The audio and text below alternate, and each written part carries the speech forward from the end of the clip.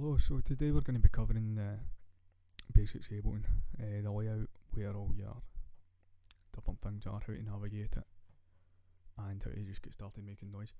So when you first open this up, it's going to be 2 MIDI tracks and 2 audio tracks. It's either going to be here in the mix view or here in the edit view. So today we're going to be starting off working from the edit view. So as you can see here, 2 audio tracks, 2 MIDI tracks. Don't worry too much about what everything does now, just kind of start to figure out where things are. So the first thing I'm going to do is I'm going to go over here on the left to samples, and I'm going to try find something. So I'm just going to type in loop, see what comes up. Guitar loop. Now I'll try the guitar loop. So this says it's 160 BPM, so that's beats per minute. And 160, I think, for me is going to be a bit fast, because I think, how's that sound?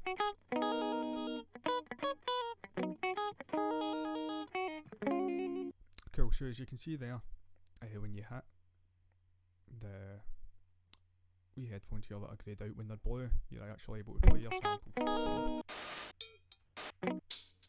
as you can hear, quite like that wee kind of hi-hat shaker. And when it's grey, you can't hear it. So the first thing I'm going to do is, I think I'm going to put the BPM, which is up here, this is where you change it, to 80. So I'm just halving what the BPM of that is, because I've heard this loop before, and I think it would sound better in a lo-fi type thing rather than 160 BPM, which I usually use for like future bass type stuff. So I've clicked it there, and you can see me dragging it over. And if I drop it in here, that's it. It's now within the session. So as you can see, when I clicked up here, if I double click that, it goes back to the normal one. What it is standard, so it's 120. So I'm just going to type 80, hit enter, and then that's it, 8 BPM now. So to actually access this guitar loop, we're going to double click the top, like I did there, clicking away, double click the top. So the first thing you can see is, here it says warp. So what Ableton does is it automatically warps things, and that means it's going to keep the thing to the BPM of what you've got it at. So when I play this now, it's not going to sound how it sounded when it was in this wee menu here. So this is in repitch. I don't know why it's in repitch, it should have went to complex. But basically what that means is, whenever this audio gets sped up or slowed down with the BPM, as you can see, putting it up. To do that, I'm just left clicking on it, and I'm pushing up with the mouse.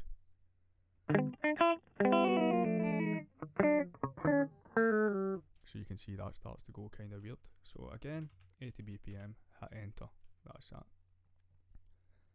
So to solve this, as I said, we're going to put it to complex. So you just click here in this wee down arrow, put it to complex. It should be on complex automatically, but if it isn't, don't panic.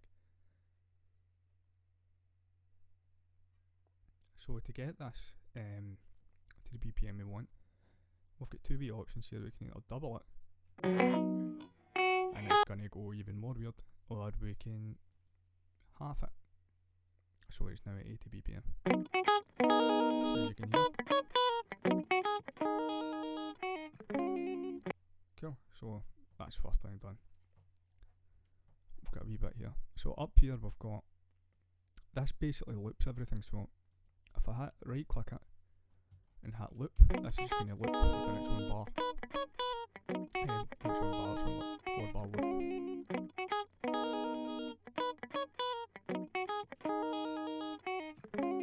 Nice one, lovely. So now that we've got that going, we're gonna, oh no, sorry. So another way you can do this is, as you can see here, this says loop. So when I turn that off, it means that basically, if I try to drag this out, so what you would do is you just go to the corner of it, make sure you're hovering over this bit, because if you're hovering over the top bit where it says the name, it's not going to give you it. I try to drag that out, there's nothing, absolutely nothing. if I hit loop, and a lot of the time it will automatically just be on loop, and I start dragging, that can go for whatever I want. So if I wanted to make a song where the entire thing was just that guitar loop and then some different things in the background, that would work. So I'm just going to hit Control Z there, and that undoes things with enable, and like it does in most. And I'm going to turn that loop off now because we've got this wee thing, the wee loop bar up here currently instead. Cool. So another thing is, if I go back to the samples here and I find that loop again, if you do drag it into a MIDI track and there's nothing in it, don't worry, as you can see it just turns it into an audio track. But if you've got a track, if you've got an instrument or anything in it, it will try to turn the actual audio we've got here into MIDI so that it can then trigger different sounds that correspond with what Ableton thinks the notes are that are playing. So, cool.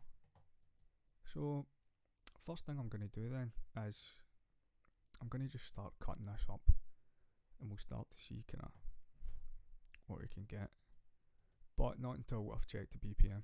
So up here you can see the click track. So if I hit this, that means the click track's now on. So what that's going to do is that's going to keep you in time, so it's a metronome. So you'll hear it now.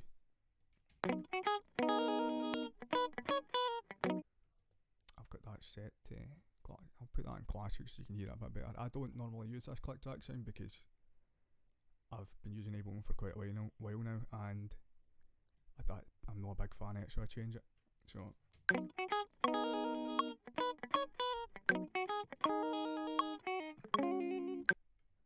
you can hear that's in time. So I'm just going to duplicate that, even though it's just looping. So one of the first things I'm going to do is to make sure that I don't have the bit at the end of it, and you'll see as I zoom in here, and to zoom in we just click this top bit here and push forward to zoom out, we drag backwards to zoom in with the mouse. So if I hit Control J, it's going to consolidate it, so that basically means that, as you could see before, all the stuff beyond it, so I'm clicking the one in the right now, that's still got everything else coming after it, so you can drag it out and it'll all be there. But this is just now an individual clip rather than being able to be having the other stuff brought back. But you can hit loop, and then once you loop it you can go as far along as you want again.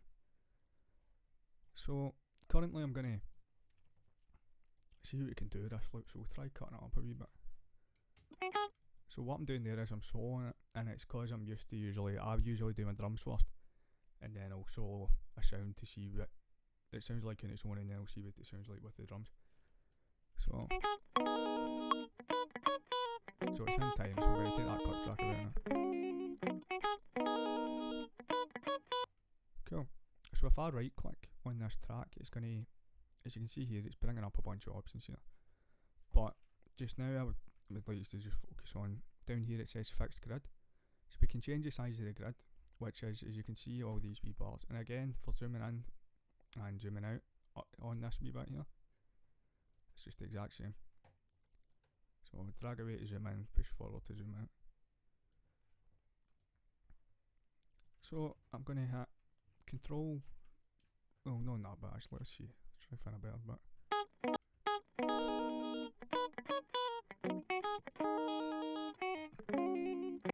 Cool, so again I'm going to right click in here, and I think I'm going to put the grid to quarters.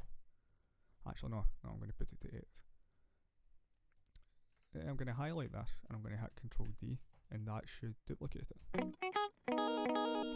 So you can hear that. Cool, let's hit Control D again.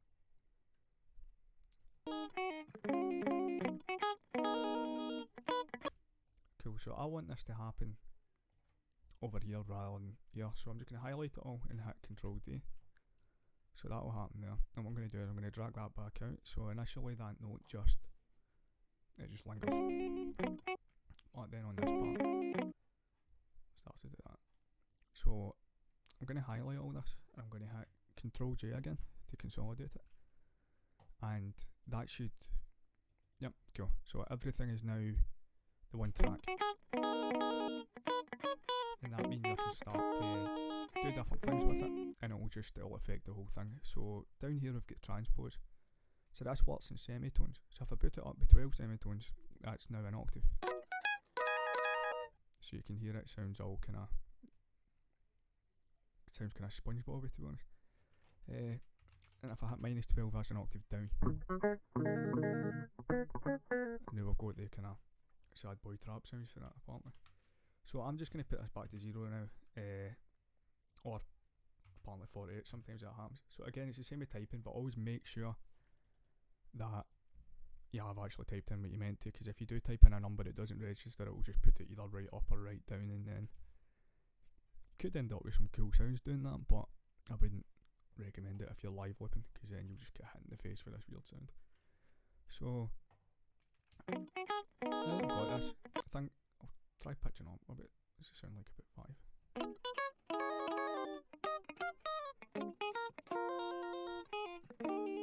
Cool. Well, up to 2 will do. So for the next part, I'm gonna bring in another audio track. So what I'm gonna do is I'm gonna go over to the right here. I'm gonna right click, and I'm gonna select audio track. Alternatively, I can do Control T, and that will bring in an audio track. So I think maybe putting in a wee snare or a wee rim. So again, we're going to go over to samples on the left here. I'm going to type in rim, and we'll see what we can find. And again, make sure this wee grey bit down here is blue. So to navigate these now, I'm just using the arrow keys up and down. I quite like that, 707. So try that. So I'm going to drag it in and just get it into this audio track up here now. Cool. So that's kind of in a random place. So what I'm going to do is I'm going to put everything here back to quarters, and I'm going to bring it over to the first quarter of a bar, so it lands here, and we'll see how that sounds.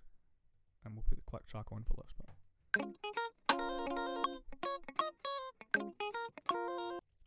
Cool, so I like where that is, so I'm going to highlight all this area here, so by these 2 quarters, and I'm just going to duplicate it. So let's see how this sounds.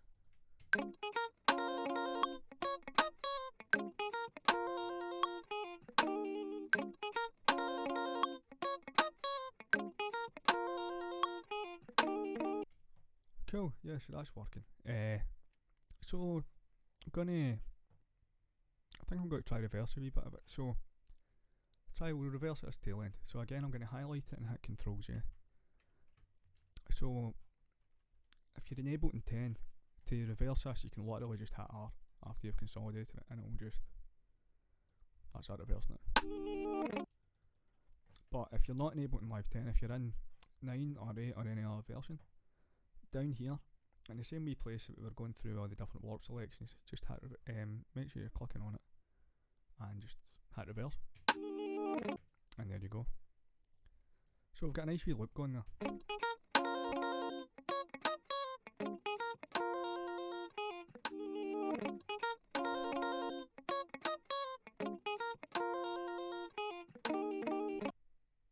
Cool. So I think that should be enough now to get you set up and going, and just kind of start to make some noise with samples. So, well, actually, another thing you can do is, as you can see on the left here, we've got an option for drums. So you've got all these kits, and I'm going to go in depth into some drums and some different ways of doing it, whether it's audio or whether you're doing it through MIDI, so it triggers them when you play it. But if we drag this in here, and it will buffer.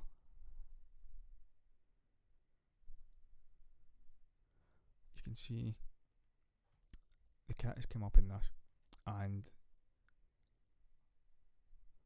I'm going to need to cut this bit. Sorry now. I'm going to go into MIDI in the next one. I'm going to end this with a kind of. Sorry. So I think that for today you've got enough now to just start working with audio. So in part 2 I'm going to go a wee bit more in depth into all the different things you can do with audio, but this wee video is just about getting you to start making a sound and kind of telling you where things are and how to get set up. But a lot of this is just like it's just experimenting with different sounds and try to find your own thing. So I think that's everything covered then. Well, thanks for watching, and goodbye for now. See you in part 2.